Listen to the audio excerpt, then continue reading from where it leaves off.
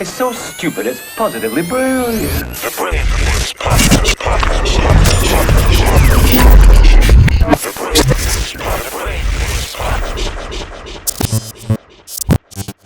We got to talk about how you were cast in the Wendy Williams movie. How do you feel about that? People kept sending me pictures of the person playing you.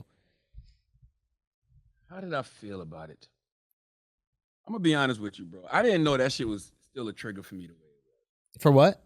Like I didn't realize that whole situation was still a trigger for me the way that it was. Really? Like, I didn't realize that till last week. Yeah. Like I was on Breakfast Club and I blurted out, I'll beat the shit out Kelvin Hunter. You know what I'm saying? Because it's a part of me that really does feel that way. And I'm sick of, to be honest about the casting, I didn't really care about Say the word, bro. That shit was funny. Say the word. It's like, say the motherfucking word, bro. I'm not playing. You need me to take care of somebody? You need me to take care of somebody? You say the fucking word, bro. I'm not playing. Now I'm down here. But no. Like I gotta stop you. And the reason I gotta stop you is because the internet's stupid. Okay. So the internet's not gonna realize that you're being sarcastic. I'm not. You know what I mean? They're retarded. I'm not being sarcastic. If you need somebody handled, if you need someone handled, it's Schultzy. It's Schultzy time. Listen. It's Schultzy. Look at this, Charlotte. Let me show you what can happen. Let me show you what can happen. You see this? No. Fuck. I missed it. But still, I'll get it. Listen. I almost cut my whole goddamn kneecap off when I did that shit just right now. Yeah. I didn't care about the casting of it. And the reason I didn't care about the casting because it's Lifetime. That's what Lifetime does. Lifetime is terrible at casting. I don't even know why people give their movie rights to Lifetime. It makes no sense to me. Especially people that actually mean a lot to the culture, like a Wendy Williams, a Salt and Pepper, whoever. But I said to myself, I really didn't understand. I know exactly why that shit triggers me so much, but people don't know. Okay. Because I've never told the story. So when people say things like, "Oh, Charlamagne sounds salty whenever he talks about,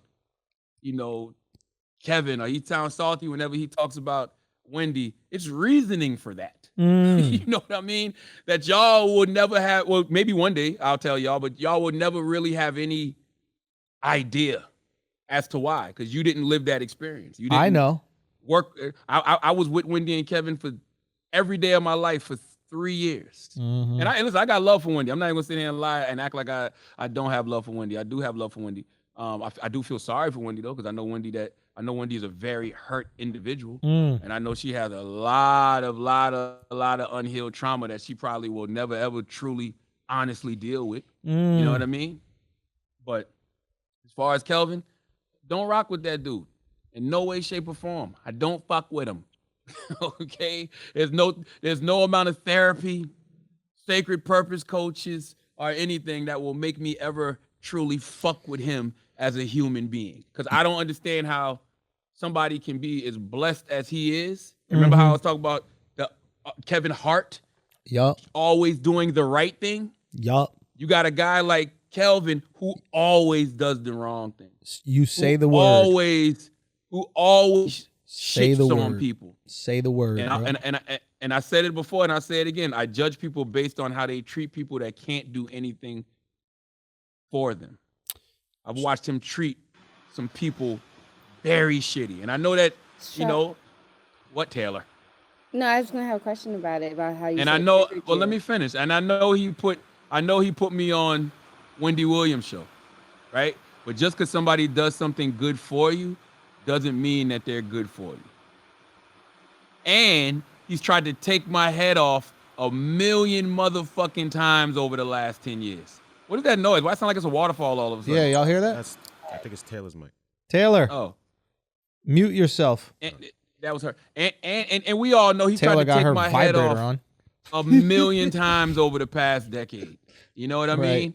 And the last time was just ridiculously egregious because there's no reason for you to feel that way about me. I think that it's possible, and again, I haven't seen it, right? I'm only seeing like clips, but maybe it's possible that in order for Wendy to express how awful her life was with this guy, she needs to build him up into this East Coast Suge super villain type, right? because then she looks like even more of a victim under the clutches of this evil human being. But if he was this like pathetic kind of scared dude, as you're describing him, then she doesn't look as big of a victim. Is that possible? Oh no, that's not true. And the reason that's not true is because just because you pussy with guys don't mean you're not tough with your woman. True. You know what I'm saying? Just because you pussy with guys don't mean that you're not tough with chicks. You know? Yeah. Like, no, that's you know, a good. like you can be mentally, emotionally, verbally, physically abusive with a woman. You just don't keep that same energy.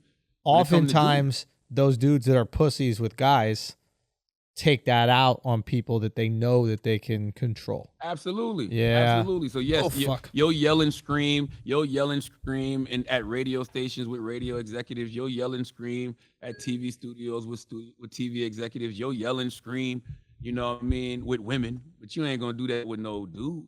Right. You know what I mean? Right. That's just the truth of the matter. But Charlotte, did it bother you that in the movie that it depicted him as a better looking guy? Not better looking, but as in like I gotta use the bathroom. I'll be right back. Nah, because that was a part of him. That was, I mean, to act like he didn't hold Wendy down would be a total lie. I would never lie on him. You know what I'm saying? That's one thing I don't have to do.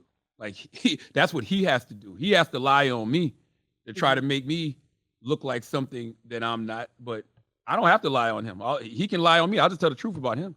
So yes, the truth is, of course, he used to hold Wendy down. That was Wendy's husband. To act like he did not hold Wendy down would be a lie. But once again, just because somebody's doing something good for you doesn't mean that they're good for you. Because they can be holding you down in one aspect because they have a vested interest in the business because they're your manager. But they can also be the cause of most of your insecurities. They can also be abusing the fuck out of you.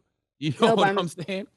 Were you not upset, but like with a little triggering? Because when we were talking about it on the Breakfast Club, and they're like, "Oh, you know, he didn't seem like such a bad guy and everything else." Does it bother you that other people are not seeing him in the light that you're seeing? No, because they didn't live that experience with me. Once again, I lived with them, I worked with them, and I lived with them off and on. But I was with them every day of my life for damn near 3 years. They didn't see what I saw. There's only a couple people who can vouch for the things that I've seen, like Nicole Spence. You know what I'm saying? My homegirl, salute to Nicole, who works at the Black Effect iHeartRadio Podcast Network. You know what I mean? That's our talent coordinator at the Black Effect iHeartRadio Podcast Network. But like Nicole is somebody who has witnessed what I've witnessed and seen what I've seen. You know, there's really not too many other people that had the relationship that I had with them other than Nicole, at least for that 3-year run that I was there. So no, I'm not mad at that. It's just that people don't know. It's a fucking movie. That's just one side of the story. And that's that side they showed. Yeah, that he did used to hold Wendy down. It's no lie about that. But other than that, he's a sucker who triggers me. And you know how you know he's triggered me? Because I've been talking about him for the past 10 to fucking 15 minutes. This shit triggers me. I'm not going to sit here and act like it doesn't. All right? That's just something that I'm going to always have to constantly work at and constantly let go. I'm going to have to constantly free myself of that sucker ass motherfucker. So does it bother you that saying even the name Kevin then? Because we're saying Kevin Hart. That's not his name. His name is Kelvin. The name Kelvin triggers me, not Kevin. Kevin doesn't trigger me. Kelvin triggers me. And it probably will, and to be honest with you, it probably will continue to trigger me until I decide to, you know, finally like tell the whole truth and nothing but the truth. Yes. You know what I mean? I like that. Let's do that. Other than that, I like sitting back and, you know, letting him suffer because I know my success kills him. Yeah. Can we tell the whole truth? That's why he's tried to stop it.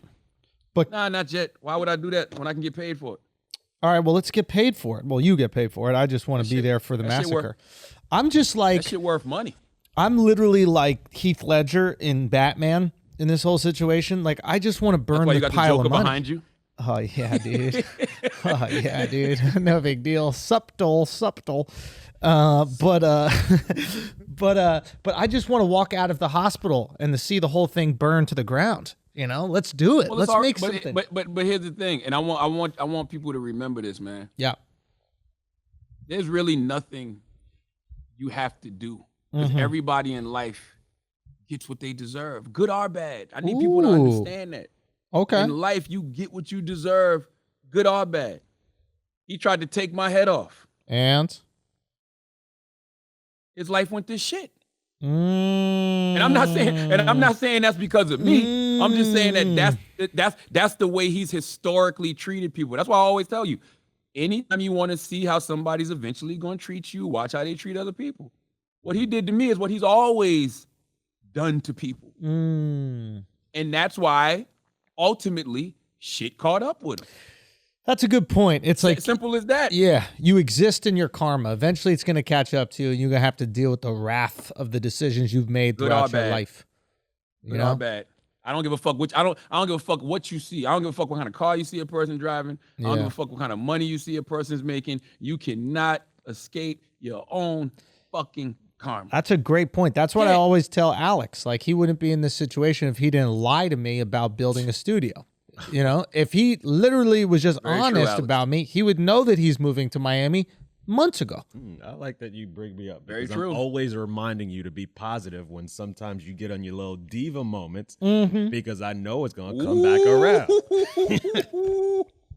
Yeah, about that. Sometimes people need to suffer, Charlamagne. And I like to be the person that introduces them to the suffering. I'm not going to lie. I like that. If it's war forever. Or until you're gone. It's honestly not me.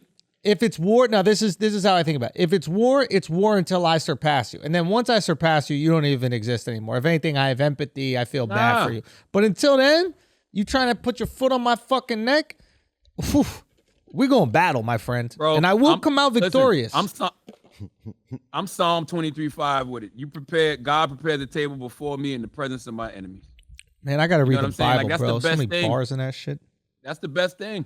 Listen, you said all the bars in that shit. Yeah, like you could just say some Bible shit for every situation and you sound smart, right? Like that's what everybody does. Psalm 32:46, you know what I mean? Sometimes the water has to trickle before you can drink it out of the lake or whatever. And then you just sound so smart and aware of your surroundings. I need to read the fucking Bible. But I'm going to put a button on it just by saying, the dude Kelvin Hunter definitely does trigger me, but nobody can tell me how to feel about that situation because you didn't live it. You know what I'm saying? And that's just something I got to deal with. That's just an unhealed trauma that I gotta deal with. And that's the other thing too. We talk about forgiveness, right? Yes. There's no such thing as one-time forgiveness. Like that shit sounds good. Oh, I forgive this person. No, you're constantly letting something go that traumatized you. You understand what I'm saying? Like if something's bothering you or something fucks with you, you may let it go for the moment. But there's going to be other moments that something's going to happen that's going to trigger all of those same emotions and you got to let that shit go again. You know what I mean? It's almost like addiction. You know what I mean? It's like you're battling alcohol addiction every single day. When you decide to be sober, every single day you got to decide to be sober. And there are going to be things that you see that make you want to drink and you got to decide not to drink. And the same thing, I guess, works with trauma is what you're saying. It's like there are going to be little things that make you go, oh, man, fuck that dude. And you got to check that shit constantly. You got to check it constantly because I swear, bro, I am Michael Jeffrey Jordan. Now we're talking. Now we're talking, bro. Stop it with that. You're so woke and progressive shit. Let's grab a machete and you go like this and you go back and forth. I took it personal. I took that personal. Hold on. Me take it personal. You got to bust. Me take it very personal. You got to bust their ass with success. Huh? You got to bust their ass with success, Schulz. Exactly. That's the way to do it. Bust their ass with success. We out here busting ass with success, you know. Snorting lines with that fresh, crispy $100 bill. We out here in Miami. Come on, man. I'm a New York Times bestselling author. I'm a radio Hall of Famer. I'm a nationally syndicated radio personality. Oh shit. Okay. Oh shit. I'm just saying. Oh shit. You know what I mean? I followed the paths of greats like Wendy Williams, like Howard Stern. You know what I mean? Like, you know, those are the paths that I followed. So, you know. I think him. I'm almost positive him seeing me be successful drives him crazy. Yup, and tell him 7 3/4 in the winter, 8 in the summer. Talk dicks. Oh, you want to talk dicks? Say what? Matter of fact, let's pay some bills. Dick talk. Listen, let's pay some bills. Listen, let's pay some bills. I'm gonna take a piss, and I want to come back and I want to talk about dicks because this also is what I be talking about when it comes to social media and the illusions that exist and how we fall for any fucking thing.